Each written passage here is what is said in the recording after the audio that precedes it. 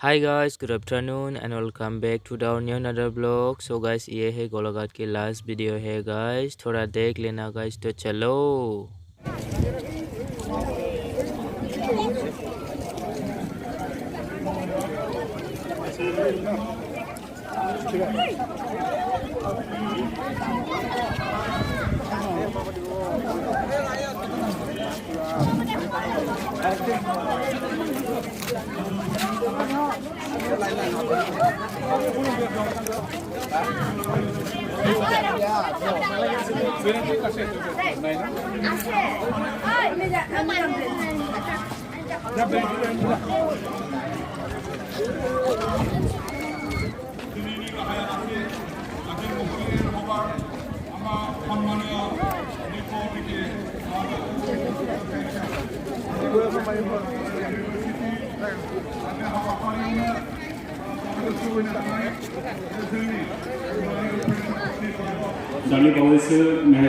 Đây जोंहा माबायाव सफैबाय मेन पेन्डेलाव सफैबाय एकदमबारैनो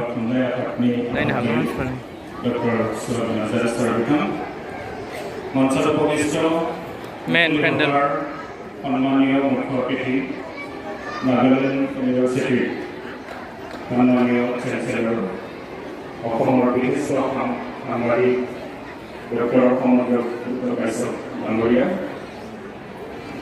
मुंख'जानाय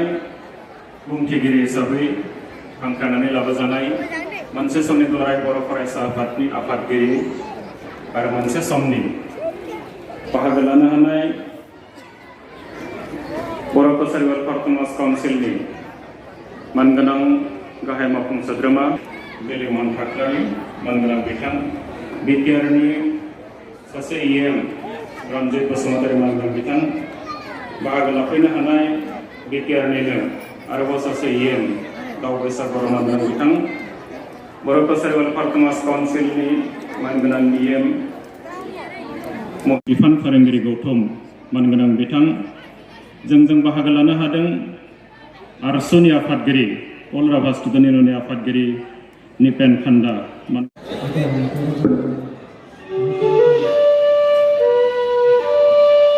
चिकेन चावमिन जाबाय नै नानिफ्रा ओइ एवनाया एसे नामागौमोनलै बहाय नै गोरान जानांगौमोन बिदि बेदरजों दावदैजों एवनायखौ गोरानसो एवनांगौ नामागौमोन एसे बावहैला गोथावथार नामा चिकेन चावमिना थावा दा एसे एवनांगौमोन बेदर बेसे दं सानलाय मोनबेसे दं सानलाय मा जाथार बेदर बेसे दं ना बेदरखौ थाब जाथारलै बे गथ'आ चिकेन पक'रा जानोसै गोथाव दंथ' मानानि गोथावथार माबायदि मा होनदों